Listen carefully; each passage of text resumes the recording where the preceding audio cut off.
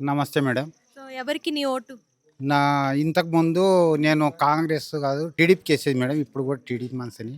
కాకపోతే మాత్రం ఇప్పుడు గవర్నమెంట్ చాలా మంచి పనులు చేస్తుంది. అన్ని పనులలో మంచి పనులు చేస్తుంది. ఆళ్ళ ఇల్లైతే ఏడుందో ఆళ్ళ జాగా మీదనే ఇల్లు కట్టిస్తుంది గవర్నమెంట్. రేవంత్ రెడ్డి సారు ముఖ్యమంత్రిగా ఉండి మంచి పనులు చేస్తుంది కాబట్టి నేను కూడా ఇవాళ కూడా నేను కాంగ్రెస్ అని. రేవంత్ రెడ్డి మంచిది, అప్పుడు రేవంత్ రెడ్డి మంచిది, ఇప్పుడు కూడా రేవంత్ రెడ్డి మంచిది. కాకపోతే మాత్రము మా సర్పంచ్ ఇంతకుముందు ఉన్న సర్పంచ్ ఏమి చేయలేదు, ఎక్కడ చేయలేదు. ఇలా వాళ్ళ లీడర్లు కాన్పౌండ్ లీడరు బోకర్ లీడర్లు ఏ విధంగా మాట్లాడుతుంటే ఆ విధంగా మాట్లాడుతురు. కానీ అవి కాని మాటలు మాట్లాడితే మాత్రం ఎవరు సహించరు మేడం. ప్రస్తుతం మీ ఊర్లో ఉన్న సమస్యలేంటి? చాలా ఉన్నాయి మేడం. చిన్న చిన్న సమస్యలు ఉండే ఉంటాయి. కానీ ఏ సమస్య తీర్చుండు సొంతం ఆయన ఇంటి ముందర రోడే చక్కని చేసుకోలేదు. ఇంకొకటి గంగారంలో గుళ్ళు కూడా కొట్టిండు, గోపాలు కూడా కొట్టిండు, దేవుని విగ్రహాలు లేకుండా చేసిండు.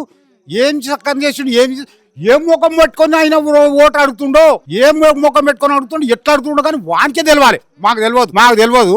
మరి గంగారం ప్రజలు కూడా మా మీద చాలా అభిమానం ఉంది. ఇంతకు ముందు 13 ఓట్లతోనే ఓడిపోయాడు. 23 ఓట్లు శీర్షకం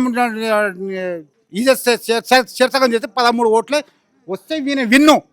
కానీ 23 ఓట్లతో ఓడిపోయిండు.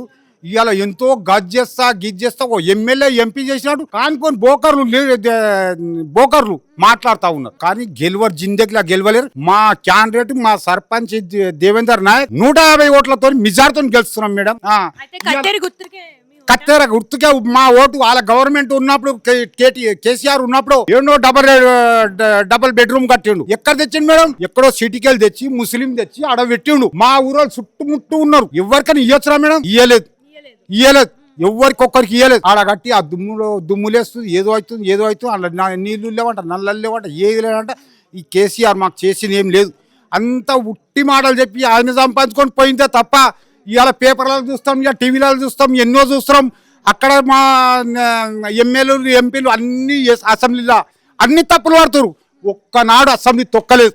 2 సంవత్సరాలు అవుతుంది. 8 మీటింగ్లు అయినాయి.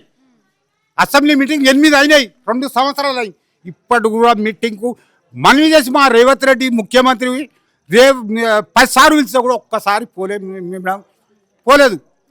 దొంగతనం చేయడానికి భయం. దొంగతనం చేసినోడు ఎందుకు పోతాడు? పోడు కదా. ఇది మా గంగారం గ్రామ ప్రజలకు మా దేవేందర్ నాయక్ని బంపర్ మెజార్టీతోని గెలిపించి గ్రామ పంచాయతీ వరకు తీసుకోపోయి మా సర్పంచ్గా తీసుకెళ్ళాలని చెప్పి నా యొక్క మనవి.